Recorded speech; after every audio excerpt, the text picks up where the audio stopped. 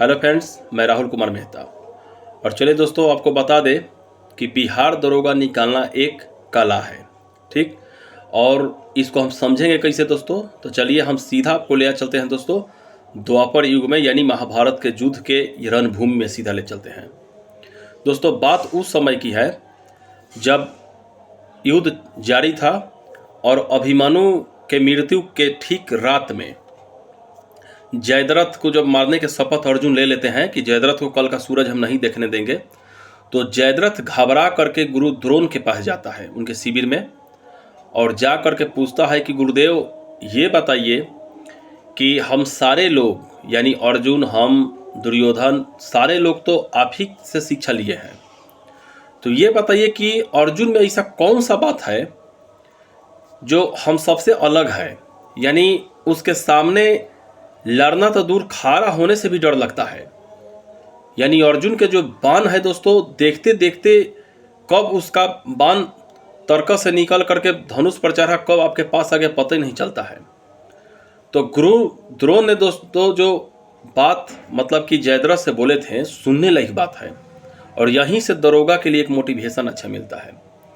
गुरु द्रोण ने बोला कि बात सही है, आप सभी हमारे ही पास पढ़े थे, लेकिन एक बात याद रखना जयद्रथ, जिस समय हम शिक्षा दे रहे थे उस समय तुम सारे लोग हमारे पढ़ाए गए शिक्षा से, बताए गए हमारे अनुशासन शिक्षा से संतुष्ट हो जाते थे कि हाँ चलो यही है, गुरु द्रोण ने आज इतना पढ़ा दिया, इतना ही काफ़ी है, और जीवन में जितना पढ़ाएंगे उतना ही काफ़ी है।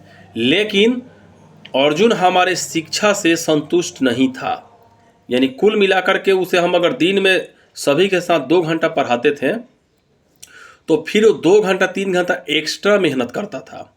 यानी कुल मिलाकर के जानिए कि अर्जुन का लक्ष्य हो गया था, यानी जितना ज़्यादा हो सके सीखना, जितना सीखने की उसमें जो नहीं होता है बेचैनी, उसमें बेचैनी था, जो गुरु के मोहताज नहीं था। यानी गुरु सिखाए या ना सिखाए, उसे निरंतर अभ्यास करना है, सीखना है।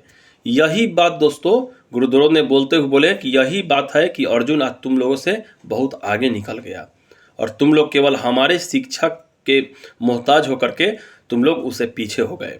यही दोस्तों कारण था कि अर्जुन बार बार ये बात को साबित भी कर देता था। जिसे मछली के आंख में तीर मारना, चिड़िया के आंख में तीर मारना, ये सब अर्जुन का ही कला था। ठीक, तो यहाँ से दोस्तों ये है कि बहुत सारे विद्यार्थी हमसे ये पूछते हैं कि सर जो पटना में रह के, दिल्ली में रह के कोचिंग करते हैं, तो कोचिंग वाले तो हमसे आगे निकल जाएंगे। ठीक ना? तो ऐसा बात नहीं है। आप देहात के किसी गांव से बैठ के पढ़िए दोस्तों, लेकिन आपके पास जो बुक हो उस बुक को दोस्तों बार बार पढ़िए, लगातार पढ़िए और लगातार मेहनत कीजिए। वो जितना देर 4 घंटा कोचिंग करेगा उतना देर आप सेल्फ स्टडी कीजिए, क्योंकि कोचिंग करने वाला कोचिंग करने के बाद फिर रूम पर आएगा, उसका नोट्स बनाएगा, फिर याद करेगा। आप उतना देर में चाहिएगा तो उसके डबल ट्रिपल पढ़ाई कीजिएगा। ठीक, तो इतना याद रखिएगा दोस्तों। और इसके अलावा सबसे बड़ी बात, आप ये सोचिएगा कि हमें दरोगा नहीं बनना है, हमें दरोगा का टॉप 10 में चुनाना है। ठीक ना?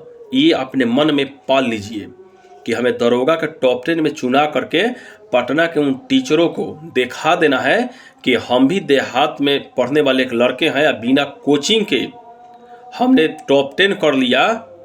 ठीक ना?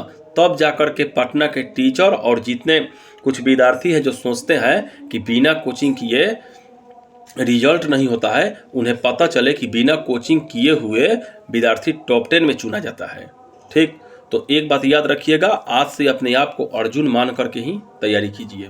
ठीक ना? कि अर्जुन सा धनुष चलाने वाला कोई नहीं है, अर्जुन कहलाने वाला भी कोई नहीं है। तो अर्जुन कहलाने के लिए तैयार रहिए। बाकी दोस्तों आप लोग इस हमारे मोटिवेशन से क्या सीखे कमेंट में जरूर लिखिएगा दोस्तों। जय हिंद, जय भारत।